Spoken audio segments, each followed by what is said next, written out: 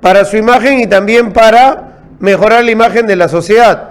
Más allá de un payaso, intento o remedio de gracioso, necesitamos una persona que guíe, que dirija y que no nos dé ganas de escucharlo y entender que sus compromisos se van a cumplir. Se van a cumplir. Bueno, ahora sí pasamos a la entrevista de esta mañana. Miguel Ángel Rodríguez Mackey está con nosotros el día de hoy, a quien le agradezco la mañana por acompañarnos. Hay problemas con Colombia. Todo surgió de un tuit por parte del presidente de Colombia reclamando una... Disculpen, permíteme un té. Unas islas del Perú, unas islas en la frontera entre Perú y Colombia, definidas ya a través de un tratado, con características que te da un tratado, donde hay presencia peruana, y que, dice Petro, ¿no? El Perú, al generar un distrito, está generando una delimitación dentro del territorio colombiano. Es lo que ha dicho él. ¿No? Esto ha despertado indignación en el Perú. La presidenta de la República se ha ido a Japón, no le ha importado quedarse en el Perú ante una posible crisis, el canciller también.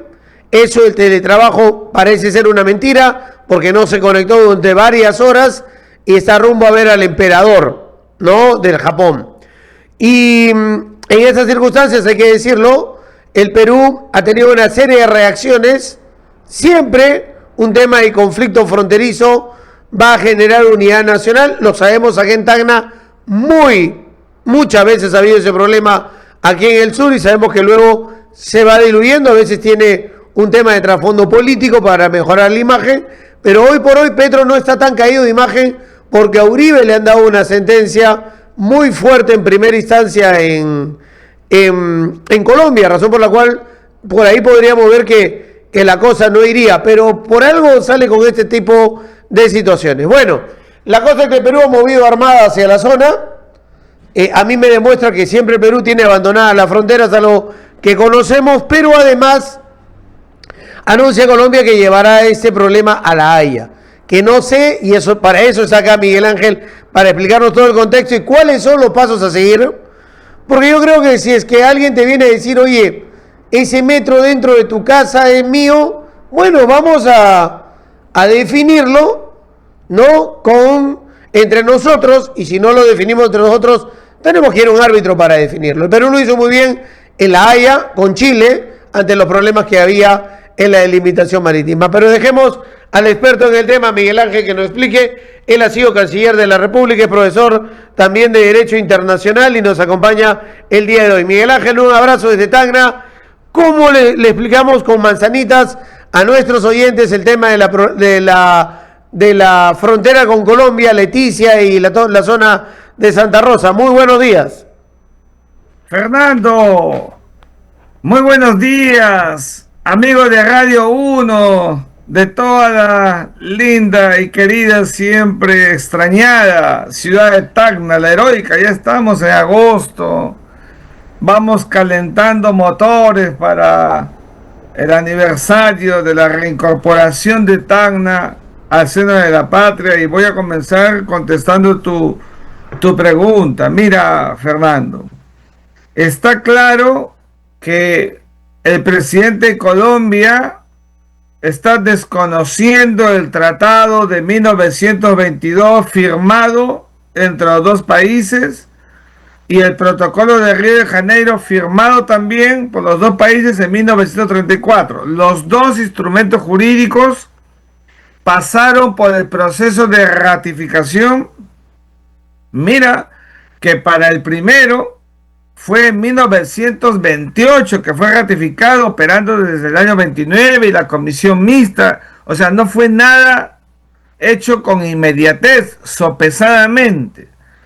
Y lo importante aquí decir es que el presidente está muy equivocado, o sencillamente le está buscando tres pies al gato.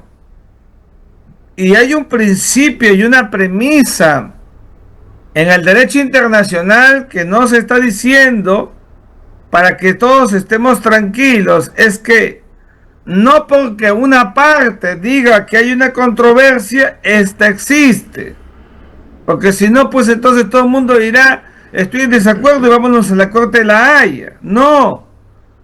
Las controversias, para que existan, tienen que demostrarse las diferencias, los antagonismos con pruebas per se. Y aquí no hay nada de eso. Entonces lo que quiere el señor presidente de Colombia es sacar al Perú del marco fuerte, duro, pétreo y perpetuo que es el instrumento jurídico internacional, porque el del año 34, el protocolo, después de esta guerra que tuvimos en el año 32, que no debía pasar, confirmó todo lo que estaba en el año 1922. Es decir, la línea que separa a los dos países por el río Putumayo, a la izquierda el trapecio donde está Leticia para Colombia, y a la derecha Sucumbios, esa parte plana para Perú. Bueno, pues en medio de todo este asunto es verdad que han habido islas, hay islas, se mueven, se quedan sin agua, se producen bancos, qué sé yo, y nosotros y Colombia constituimos un pacta sunt servanda, y hay delimitación, trazos con coordenadas geográficas y demarcación, que es el trabajo de campo por una comisión mixta. ¿Qué culpa tenemos nosotros, Fernando, si la parte colombiana se queda sin agua por las lluvias? Por el amor de Dios, eso es un asunto de la naturaleza. No tiene nada que ver, el tratado es exacto. Entonces lo que está buscando Petro es que en estas zonas donde se han producido bancos de arena, sobre todo para el lado colombiano, ellos se están alejando del Amazonas. Es verdad que los puede perjudicar, está bien. Bueno, no digo que esté bien eso, está bien que podemos conversar para apoyarlos. ¿Cómo no?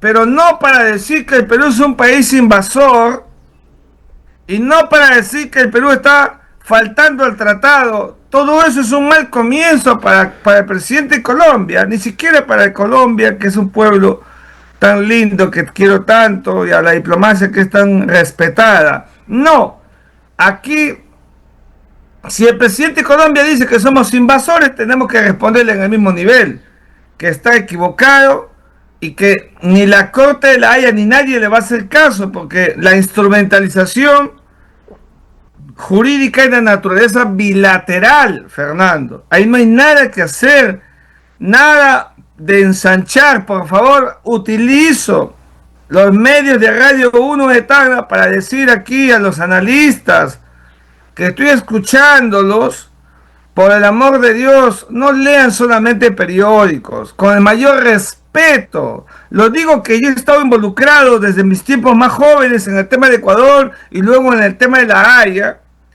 Que lean antes de hablar, porque ya están hablando de que si se ensancha hay que ir a un mecanismo internacional. Nada de eso. Hay que leer el instrumento jurídico, hay que subrayar, hay que hacer fichas y hay que escuchar a los que saben el tema, porque si no vamos a confundir.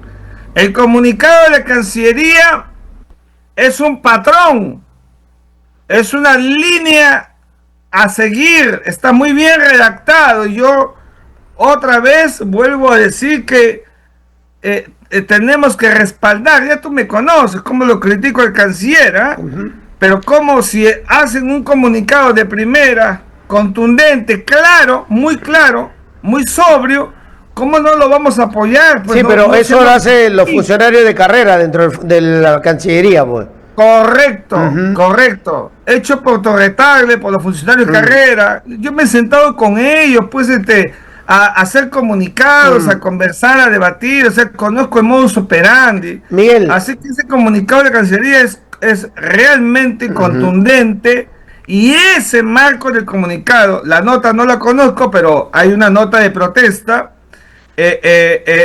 evidentemente está encuadrado en la posición jurídica del Perú, respaldada por tremendos juristas que ha tenido el Perú a lo largo de los años, como Alberto Ulloa Sotomayor, el más grande internacionalista que ha tenido la historia del Perú. Miguel, ¿qué pasó en el año 1922? Bueno, como tú sabes, 3 años antes había llegado al poder Augusto B. Leguía, y llega al poder, en verdad sí, estaba José Pardo Barrera, se produce una situación allí, lo saca del poder, el onceño de Leguía, decide la política de arreglo de fronteras, y uno de los asuntos que teníamos que corregir, porque ya habíamos tenido un siglo XIX complicado con Colombia, acuérdate de la guerra con la Gran Colombia, en el siglo XIX, al comienzo más de nuestra vida independiente. Después se divide Colombia y Venezuela, y tenemos en el camino varios exabruptos jurídicos, políticos, pero sobre todo con escaramuzas. Entonces todo eso nos ponía en una situación de debilidad jurídica internacional a peruanos y a colombianos, que no era posible, pues están como, más bien como Israel y Palestina, que no tienen fronteras realmente definidas y siguen matándose. Eso no puede ser. Entonces Augusto B. Leguía, con el asunto de Leticia, llega a fondo y se produce un arreglo diplomático, Fernando, y a Leguía le dieron con todo, le dieron con todo, lo satanizaron, pero lo satanizan pues porque no leen. Si uno lee bien, entonces se puede dar cuenta del sentido de lo que estaba haciendo el Perú, siempre respetando las orografías y la geografía, que tiene que tener una relación directa con el concepto de Estado-Nación, porque el territorio es un elemento constitutivo del Estado. Entonces, se llega al acuerdo en 1922, se negocia, y hay pacta sunt servanda, se firma, pero se demoran los dos países el tiempo suficiente como para poder cotejar, incluso con trabajo de campo, y en 1928 recién se ratifica. Mira cuántos años pasaron, Fernando, 6 años.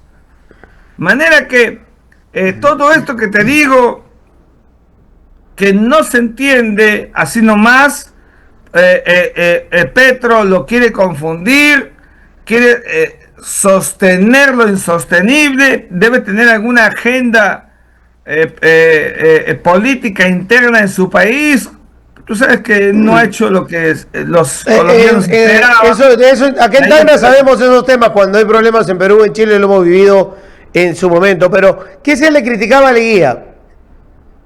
Se le criticaba a Leguía que a la hora de hacer la delimitación y la demarcación estuviera entregando Leticia. Dice, Leguía regaló Leticia. Pero esa no era una demanda, creo, o una denuncia importante, porque el darle Leticia a Colombia era darle ingreso al Amazonas a los colombianos. Fíjate, me parece haber leído a Alfonso Benavides Correa sobre ese tema. A Alfonso lo tengo aquí, al embajador, que fue mi gran amigo. Sí, recuerdo, lo entrevistábamos permanentemente aquí, pero me parece que esa era una de sus principales críticas. Es que él ha sido siempre un crítico en varios temas, todo lo veía, en verdad, hasta la Comemar. Pero tiene un libro maravilloso, Una difícil vecindad. Yo le tengo mucho respeto. Pero ese era el tema, esa era la crítica, o sea, ¿por qué Colombia tenía Leticia y con eso accedía al Amazonas? Porque había, Fernando, recuerda que los dos países, pero sobre todo Perú, se hizo asumir independiente con el Lutis Possidetis de Jure. Y el Lutis Possidetis de Jure iba de la mano con otro, que era la libre determinación de los pueblos. Los dos iban de la mano. Entonces, ¿quién podría desconocer que en el lado de Leticia, cuando se produce esta cesión, este repartimiento con criterio lógico, como ahora, que para el lado de Santa Rosa siempre han estado los peruanos, en el lado de Leticia era evidente, sí habían peruanos, pero también había una presencia importante colombiana. Sí, ese criterio, y un criterio hecho en base a la geografía por el río que iba definiendo el Putumayo, o sea, se usó un criterio geográfico, orográfico, fluvial, que es un criterio que está en el manual de las delimitaciones marítimas. Hoy, en ese tiempo ya estaba hoy consagrado en las Naciones Unidas, en el famoso manual de delimitaciones que no están viendo porque no ven y critican sin ver, pues, Fernando. Ya, pero en esa misma época, yo me lo estoy poniendo en contexto, 1922, 1928,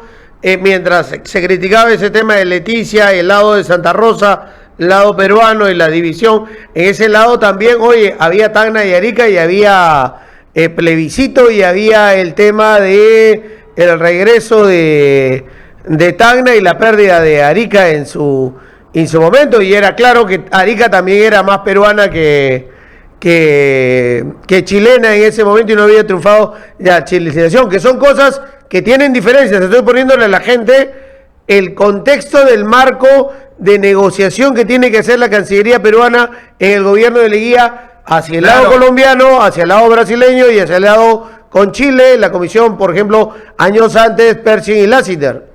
Claro, pero para que la gente que nos está viendo no le pierda la hilación a lo bien que estás diciendo, hay que decir que cuando se sienten en una mesa de negociación, en el caso con Colombia fue un contexto geográfico orográfico. En el caso peruano con Chile fue un contexto histórico político que fue distinto. Tú sabes perfectamente, porque tu línea es una línea que a mi juicio es las más racionales, críticas como yo, pero muy racionales, de que en el maximalismo jamás íbamos a recuperar Arica como hubiéramos querido, jamás íbamos a recuperarlo. La chilenización fue hecha para eso. No hubo chilenización en Tarapacá, porque Tarapacá fue inmediatamente anexada por el Tratado de Ancón de 1883, del 20 de octubre, donde perdimos ipso iure Tarapacá. Por tanto, en Tarapacá no hubo chilenización. Ya eso, de hecho y de facto, lo había cogido Chile, lo cual nunca debimos firmar, pero se firmó. Pero entonces hicieron chilenización para lo que seguía, que era Arica y Tacna.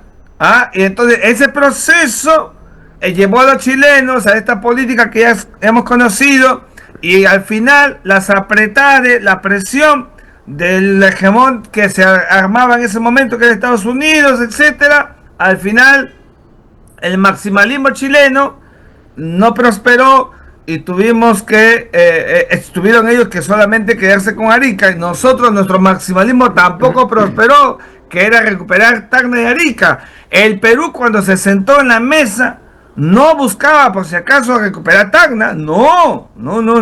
El Perú buscaba recuperar Tacna y Arica. Claro, y la forma era a través de un plebiscito.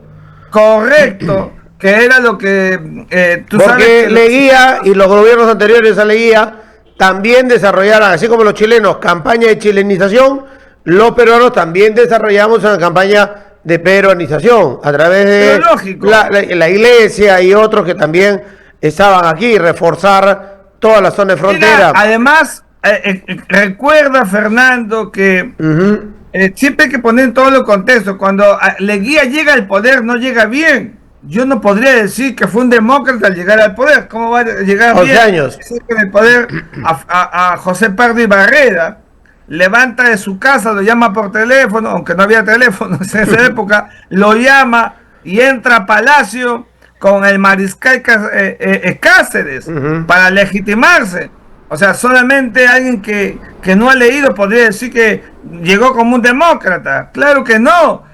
Entonces, había mucha animadversión de sectores específicos contra Augusto B. Leguía, y lo terminaron tildando, porque así pasó la historia, injustamente, como el vendepatria, como el que entregó el territorio, y eso no fue así, pues ya eso ha quedado demostrado. Creo que contigo hemos hablado mucho de ese tema en el pasado, pero tenemos que mirar, Fernando, los instrumentos jurídicos que tenemos, porque si no nos suscribimos a los instrumentos jurídicos, entonces hablamos cualquier cosa y ya tú estás viendo las redes. Yo no veo las redes, ¿eh?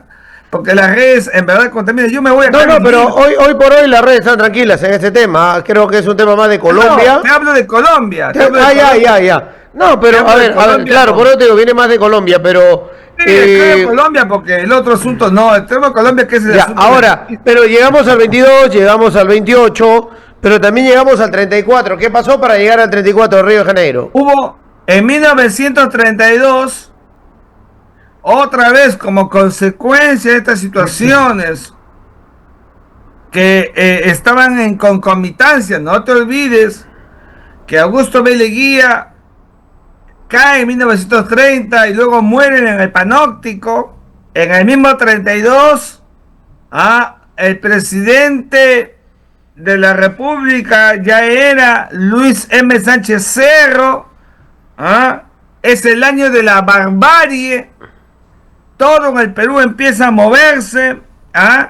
Hay siempre en la zona de fronteras, te acordarás tú, que el boom del caucho había generado también episodios de levantamiento en algunos sectores de Loreto, te acordarás conmigo. Todo eso empezó a jugar y la situación del país en verdad no era la mejor, y tuvimos en el lado colombiano la contrapartida de estos sinsabores que se presentaban en la zona, una zona compleja.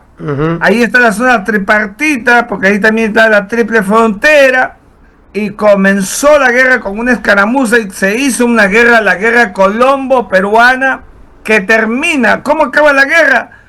Con un protocolo, o sea, un tratado, pues, porque el tratado puede tener diversos nombres, que fue el del año siguiente, casi al año y medio siguiente, el protocolo de Río de Janeiro de 1934. ¿Y qué cosa dijo ese protocolo, Fernando? Que tampoco se está diciendo. Ese protocolo se retrotrae y vuelve a 1922 para confirmar todo lo que decía el tratado del año 22. Es una ratificación. Ya Leguía estaba en su tumba, ya había muerto Leguía, había otra gente, otros diplomáticos, los experimentados que habían salido incluso de 1929 del arreglo con Chile. O sea, la Cancillería estaba pues experta en este tema. Ahí está llegando un poquito más Carlos Concha, que tanto me hablaba mi maestro Gonzalo Fernández Puyol, del canciller Carlos Concha. ¿Y qué hizo esa diplomacia peruana? Al mirar el tratado del año 22, se olvidaron de Leguía, confirmaron, Fernando, lo que estaba hecho en 1922. ¿Cómo se llama eso? Política de Estado en ese asunto que se había hecho en los años 20 por el gobierno de Leguía, que se puso a ordenar las fronteras peruanas, aunque eso no significa pues que hayamos tenido fronteras vivas, porque ni Leguía ni nadie hasta el día de hoy eso fronteras vivas para la historia del Perú. Eso lo vamos a conversar en breve, pero a ver, y ahí el tratado, ¿qué es lo que dice? ¿Que la frontera es la parte más profunda del río? Sí, y lo que consagra el tratado, Fernando, otra vez es que la porción, el río Putumayo, tú sabes que es un río delimitatorio, se usó, el criterio fue, por eso digo, geográfico, ¿no es cierto? El margen izquierdo, Leticia, para Colombia, y el margen derecho, Sucumbíos para Perú. Sencillo, como lo ves. Entonces, pero ¿dónde está el problema? El problema está en que, repito, o lo dije en una entrevista hace un rato, no me acuerdo, pero los colombianos están creyendo, señor Petro, que como se produce un banco de arena, entonces ahora están más alejados del Amazonas. Entonces dicen, esto es injusto, por el amor de Dios. las coordenadas geográficas y los trazos son justos desde que se hicieron. Podemos coadyuvar, podemos generar circunstancias para que puedan ellos tener un dragado, por ejemplo, puedan tener un acceso más rápido y no pierdan su salida, etc. Ya, el lado colombiano se ha arenado. Se ha arenado. En cambio nosotros, ¿qué culpa tenemos, Fernando, Ya. que la naturaleza Pero sea ¿y el lado más bondadosa? profundo dónde está quedando en ese momento? ¿Perdón? ¿El lado más profundo se puede mover? El lado más profundo es peruano, totalmente peruano. Nosotros tenemos allí todo hasta poder hacer niveles de pesca, circuito, etcétera, porque así ha sido la naturaleza. No ha habido pues un discurso cambiado por el hombre, eso no existe. Entonces, ahora han pasado 70, 80, 90 años y quieren decir que el Perú está invadiendo cuando Santa Rosa toda la vida ha sido peruano. Ya, el lado colombiano está arenado y los colombianos pierden acceso, pierden entrada al Amazonas a través del Putumayo. Correcto, ahí está la madre del cordero, pero para ellos, no para nosotros.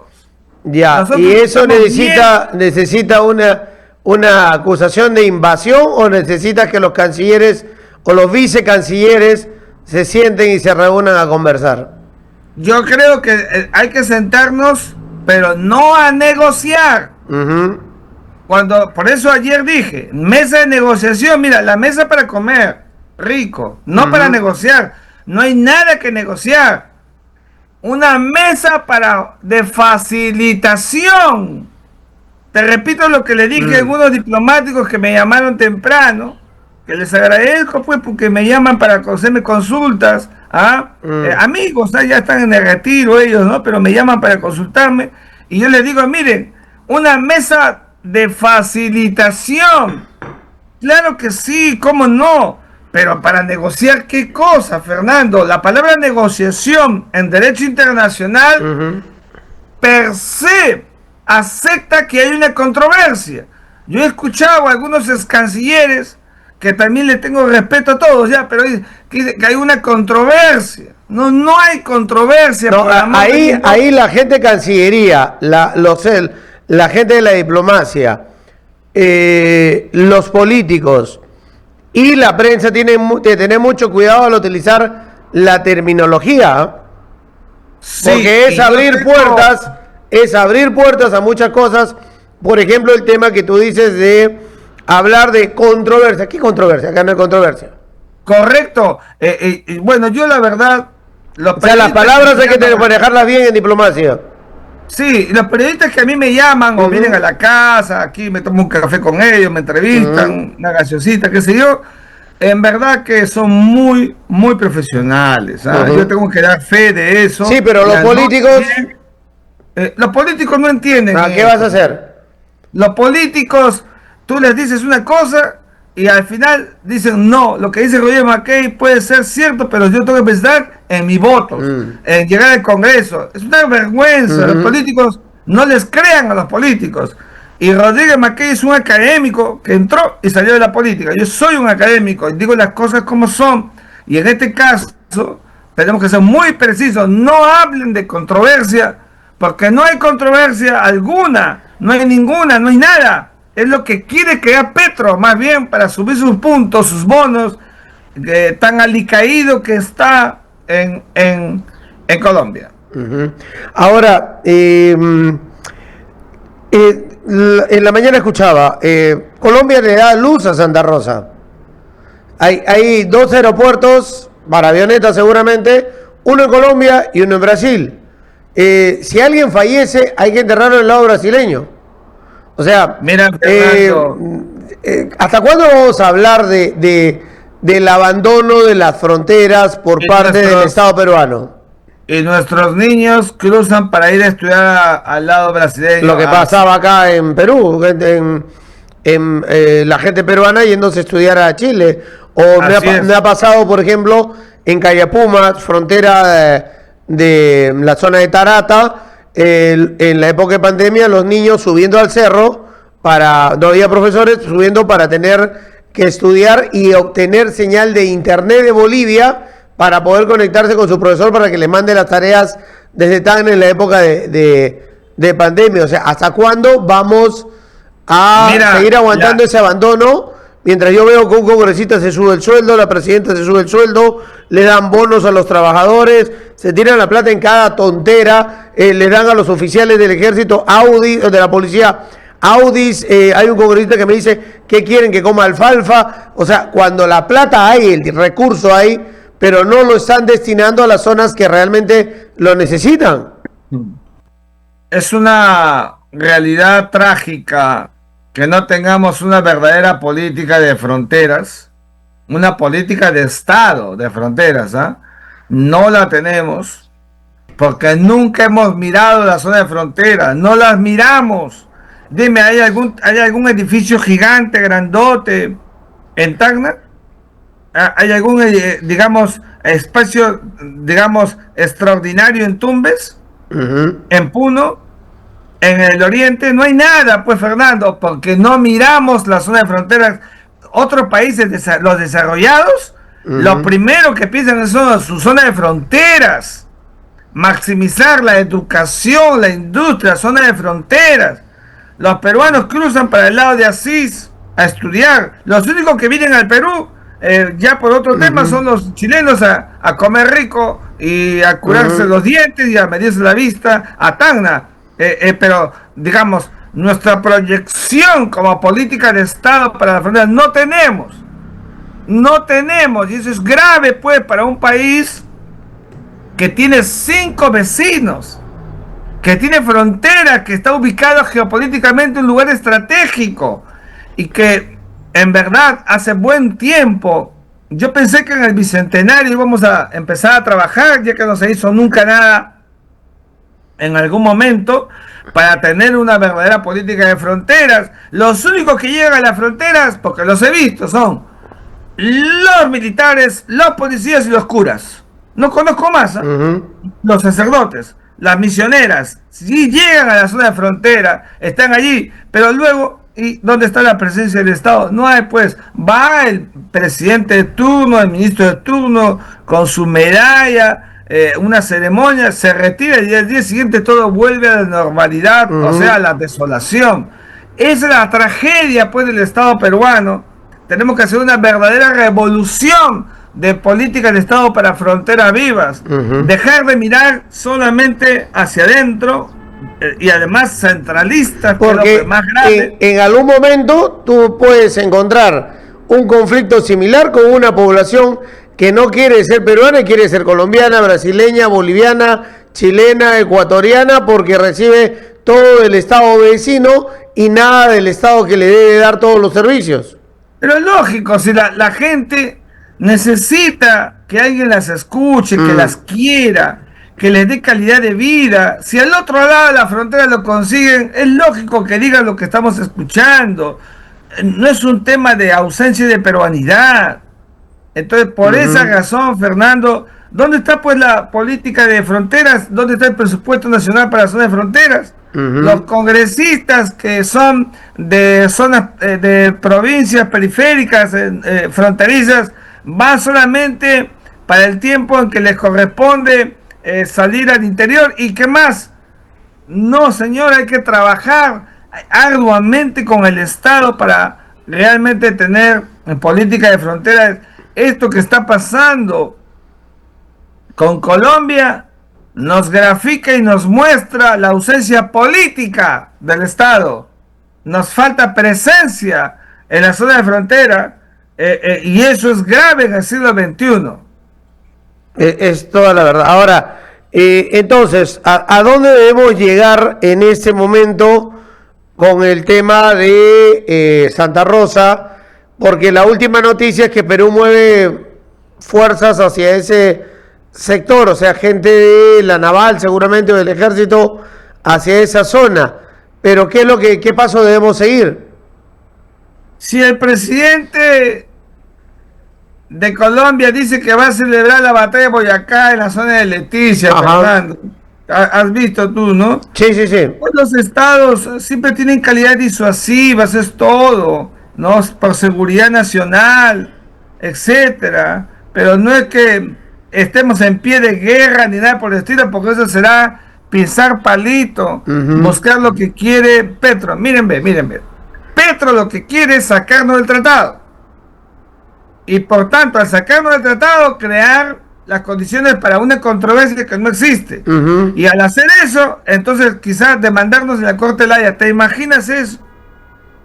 Entonces no podemos aceptar, por eso tenemos que ser muy estratégicos en nuestra dimensión jurídica política y que todo lo que acaba de acontecer solamente quede en el nivel diplomático. No saquemos el asunto del marco diplomático. Va a estar cerca a Santa Rosa el día de hoy. Claro. A él no se le puede ocurrir cruzar. No se le puede ocurrir cruzar porque si cruza está entrando en el territorio peruano. Fernando. Además de que su propio Congreso lo puede sacar. Y claro, abandonando el país sin autorización. Así es, ¿no? Entonces él tendría que hacer, no, la verdad, no creo que dé para más. O sea, él sabrá hasta dónde, pero comprenderá que el Perú es un país soberano y se respeta. Entonces, aquí nuestros militares, nuestras Fuerzas Armadas conocen muy bien este asunto, están protocolizados y me imagino que a nivel político eso lo tendrá muy bien direccionalizado, en fin, y no quiero decir más porque no quiero elucubrar de lo que no estamos viendo. Estoy en la expectativa, estamos mirando. Vamos a ver qué dice este señor en la conmemoración de esta respetable batalla de Boyacá. Claro, pero ahora, estos conflictos se dan por un Twitter y crecen de esa manera el día de hoy. Claro, realmente. Que quien lo dice es el presidente. Claro, pero, o sea. Y el presidente de Colombia, con lo que diga. No, te hablo de los tiempos, ¿no? Claro. Te hablo de los tiempos, o sea, antes se daban por Twitter, ni siquiera una nota diplomática. Sí, pues, es que el presidente Petro es muy empírico y no conoce estas cosas, no se ha sentado al lado de los diplomáticos para que le hagan un ABC del modus operandi presidencial. Sí, pero los presidentes hoy actúan más mira, lo hace Trump, lo hace Milei, lo hace ahora Petro, o sea, todos actúan por Twitter ahora. No, yo sé, pero hay que saber actuar por Twitter, hay que saber decir las cosas. Y cuándo se puede comprometer el Estado. Pero si tú dices que el Perú es un Estado invasor, o sea, no es una declaración cualquiera. Ahora, ¿está bien que Boluarte se haya ido en la crisis? Yo creo que la presidenta ya tenía una agenda, seamos claros. Sí, ¿no? Lo digo, pero o sea, te hace eso. Yo creo que la situación ha sido controlada por la Cancillería. Entiendo que el vicecanciller, que además ha sido embajador de Perú en Bogotá, o sea, conoce muy bien todo este asunto con Colombia, debe estar en correlato permanente con el ministro, y yo creo que eso se ha manejado hasta allí bien, para tampoco hacer una cosa gigante, hay que darle la dimensión que corresponda, y creo que el comunicado, que ha sido rápida la reacción de la Cancillería, está bien, y vamos por la otra cuerda, esperando que con mucha atención todo lo que vaya a pasar. Ahora, hace algunos meses se viene hablando de compras multimillonarias de armamento. Estaba sopesando esto por algunos comentarios que también hay redes de gente que habla de enviar las Fuerzas Armadas, de enviar aviones y todo lo demás. Pero me pongo a pensar, o sea, si esa millonada de plata tú la inviertes en los pueblos fronterizos, o sea, es imposible que haya una guerra teniendo en cuenta que hay una población que, además de sentirse peruana, tiene todos los servicios del Perú, no tiene quejas hacia un país, sabe las diferencias que hay vivir en un lado y las diferencias que hay que vivir en el otro, y las inversiones, lo vuelvo a repetir, hablando de acá de frontera, no se dan. O sea, acá te limitan el tema de la utilización del recurso hídrico en la frontera, el tema de la titulación, el tema de la agroexportación, el tema de los beneficios tributarios, ¿no? El tema de las carreteras que hay que tener. Por ejemplo, la de Bolivia está 11 años parada, la que tenemos hacia Bolivia, ahora se cuestiona la que queremos hacer hacia la boca del río, las comunidades andinas que ven las heladas que llegan y se le mueren sus camellos sudamericanos, el acceso a la educación de los chicos en las zonas altoandinas, la alimentación, la anemia, la tuberculosis, etcétera, etcétera, en la zona de frontera, las empresas que deben generar, por Dios, o sea, todo lo que dejamos de hacer y de no, ¿sabes qué? Mejor vamos a invertir en Sukhoi, Mirage y no sé qué cosa, cuando hay pueblos en toda la frontera que necesitan un apoyo, necesitan un progreso, necesitan un servicio, necesitan electricidad, necesitan carreteras, necesitan proyectos productivos, etcétera, etcétera. Ya, Fernando, mira, los presupuestos de los estados tienen diversos conceptos que atender a la necesidad nacional. Tú te refieres a la compra de aviones, eso es un presupuesto y ese presupuesto no debería alterar, menoscabar, dilatar, entorpecer lo que significa frontera viva. Son dos cosas distintas. Mira, has escuchado ayer las declaraciones del ministro del Interior de Colombia, que no han sido buenas declaraciones, diciendo que si esto no se arregla puede terminar feo. Mira, un país con capacidad disuasiva, el otro se queda callado, se queda callado el ministro de Defensa del Interior de Colombia. Tenemos que tener capacidad disuasiva a nivel disuasivo, Fernando, porque eso es lo responsable. Y lo otro que tú hablas, que no solamente es un tema de fronteras, hablo de salud, educación, etcétera, son los otros componentes del presupuesto nacional que deben caminar. Una cosa no debe detener la otra, porque tenemos que ir de manera paralela. Eso se llama pues una visión de Estado, que no tenemos, pues, Fernando, lamentablemente no la tenemos. Y yo pero te digo, visión de Estado es comprarle Audis a todos los generalotes de la Policía Nacional.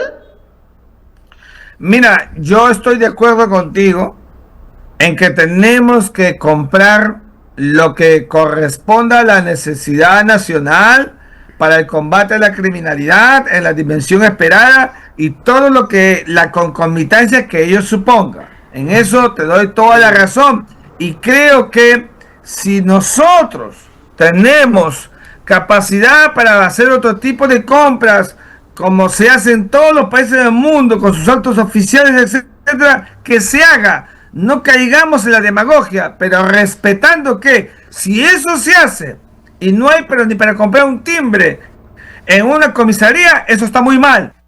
¿Ves cómo te doy la razón? O sea, tenemos que ser coherentes. ¿Y por qué se ven estos desfases? Porque no hay visión de Estado, no hay acción coherente con lo que significa la necesidad nacional. Yo creo firmemente, lo he dicho en columnas, entrevistas, conferencias, que el Perú no puede repetir el plato de llegar a 1879 sin calidad, sin cualidad y virtud disuasiva. No se puede repetir la historia. No tenemos pero ni pelícanos en el espacio aéreo y eso no se puede sostener. Necesitamos un país que esté preparado en toda su dimensión, en la dimensión estratégica, militar, de seguridad y defensa, en la dimensión social a la que muy bien aludes, porque dinero tenemos, por ejemplo, Fernando, para construir 5 hospitales neoplásicas en el país. Y no te hablo de la corrupción, que con eso serían 5 más, 10. Y no solamente aquí en Lima, uno a donde llega todo el mundo y está todo, en verdad, todo atestado de gente. ¿Y por qué pasa eso? Porque no sabemos mirar la patria de manera distributiva. Ese es el problema central del Perú. Miguel Ángel, y estos países, en el caso de los que levantan banderas hacia los sectores de izquierda, como Chávez, que es una dictadura, como Bolivia, que está con bastantes problemas económicos, y Colombia, que dirige Petro, de sectores de izquierda, son los que más hablan de unidad latinoamericana, de unidad bolivariana, ¿no? Hablan así porque son países gobernados por quienes ven solamente entelequias, utopías, irrealidades, fantasías, ilusiones, populismos y, si quieres, irresponsables. Porque en el caso colombiano, el caso boliviano, se hizo toda una burbuja. El país crecía y mira cómo está Bolivia, ya hablaremos otro día de ella. Y en el caso colombiano, un país con una ubicación geopolítica extraordinaria, tiene Pacífico y tiene Atlántico. Estados Unidos se preocupó mucho por el Plan Colombia que inició Uribe, que llevó adelante y ahora está preso. Para que veas cómo son las paradojas de los países. Y entonces una Colombia que ha perdido espacio. Lamentablemente los gobernantes te hacen avanzar o retroceder, Fernando. Esa es la pura hay una verdad. noticia, hay una noticia de última hora. 7 ministros peruanos van a Santa Rosa en ese momento. ¿Crees que es bueno eso, teniendo a el presidente colombiano Petro al frente? Mira, en el fondo yo te digo que yo hubiera preferido que no vayan, ya, porque yo estoy sosteniendo, pues, si no voy a parecer incoherente. Yo soy una persona racional. Yo he dicho que no hay que salirnos del marco del tratado del año 2022, el protocolo del 34, no hay que crear ninguna condición para que haya estos niveles de tensión. Yo creo que hay que mirar las cosas con mucha prudencia.